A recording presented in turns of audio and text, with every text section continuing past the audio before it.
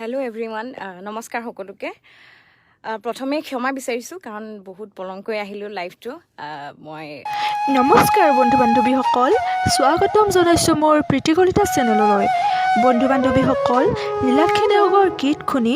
আপোনালোকৰ বাৰু কেনেকুৱা লাগে আৰু নীলাক্ষী নেওগৰ কোনটো গীত আপোনালোকৰ প্ৰিয় প্লিজ কমেণ্ট বক্সত কমেণ্ট কৰি জনাবচোন বন্ধু বান্ধৱীসকল নীলাক্ষী নেওগৰ কণ্ঠত মন চিলা গীতটো শুনিলেনে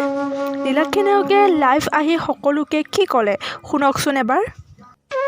হেল্ল' এভৰিৱান নমস্কাৰ সকলোকে প্ৰথমে ক্ষমা বিচাৰিছোঁ কাৰণ বহুত পলমকৈ আহিলোঁ লাইভটো মই আপডেট দিয়াৰ বহুত দেৰিৰ পাছত আহিলোঁ আচলতে আমি কামত ব্যস্ত হৈ থাকোঁতে পাহৰি গ'লোঁ টাইমৰ কথা মানে উজ্জ্বল দা ব্যস্ত হৈ আছে আমাৰ জোনাকী 2022 মোৰ নতুন গীতটি প্ৰস্তুত কৰাত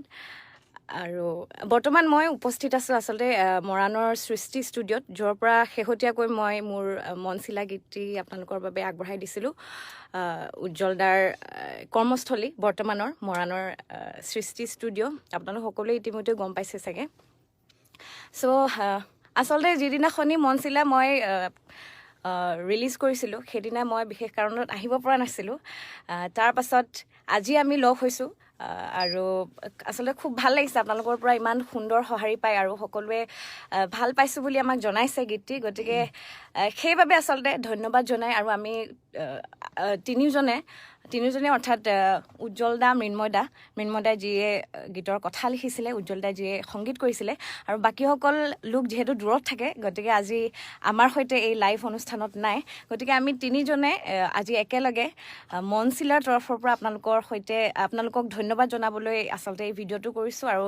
কিছু কথা মনচিলা আৰু লগতে মোৰ জোনাকী 2022ৰ কিছু কথা আপোনালোকৰ সৈতে পাতিবলৈ আজি এই লাইভটো কৰিছোঁ আৰু বহুত বেছি সময় নলওঁ যিহেতু কামত বহুত বেছি ব্যস্ত হৈ আছে মই দেখাই দিছোঁ উজ্জ্বল দা এতিয়া তেওঁ কামত ব্যস্ত হৈ আছে গান কৰি আছে এই বছৰ 2022 বৰ্ষৰ বহুকেইটা গীত এই সৃষ্টি ষ্টুডিঅ'ৰ পৰা আপোনালোকে পাবলৈ গৈ আছে অতি সোনকালে শুনিবলৈ পাব গতিকে বহুত বেছি সময় নলওঁ মনচিলা আপোনালোকে নিশ্চয় শুনিছে বুলি আশা কৰিছোঁ আৰু যদি শুনা নাই তেতিয়াহ'লে শুনিব বুলি আশা কৰিছোঁ মই লিংকটো আপোনালোকক পুনৰবাৰ শ্বেয়াৰ কৰি দিম আপোনালোকৰ সৈতে এতিয়া মই আপোনালোকে চিনি পায় তথাপি উজ্জ্বল দাৰ ওচৰলৈ আহিছোঁ যিয়ে গীতটি সংগীত পৰিচালনা কৰিছিলে উজ্জ্বল দা নমস্কাৰ প্ৰথমতে নীলাক্ষীৰ এফবিৰ যিমানবিলাক বন্ধু বান্ধৱী আছে সকলোকে নীলাক্ষীৰ লাইভটোলৈ স্বাগতম জনাইছোঁ আৰু নীলাক্ষী ইতিমধ্যে কৈছে যে মনচিলাৰ সন্দৰ্ভত আৰু আমিও জানিবলৈ পাই সুখী হৈছোঁ যে গীতটো কিছুলোকে যিসকলে শুনিছে অকণমান ভাল পাইছে সকলোৱে আৰু আমাৰো ভাল লাগিছে আচলতে এটি খুবেই ধুনীয়া গীত আছিলে আৰু নীলাক্ষী খুব ধুনীয়াকৈ গাইছে মৃন্ময় দাই খুব ধুনীয়াকৈ লিখিছে আৰু খুব মৰম লগাকৈ আমাৰ সকলোৰে শ্ৰদ্ধাৰ এই চনলাল বৰুৱা তেখেতে খুব সুন্দৰকৈ শব্দ সংমিশ্ৰণ কৰি পঠাইছে আৰু গতিকে এই সুযোগতে আপোনালোকক ধন্যবাদ জনাইছোঁ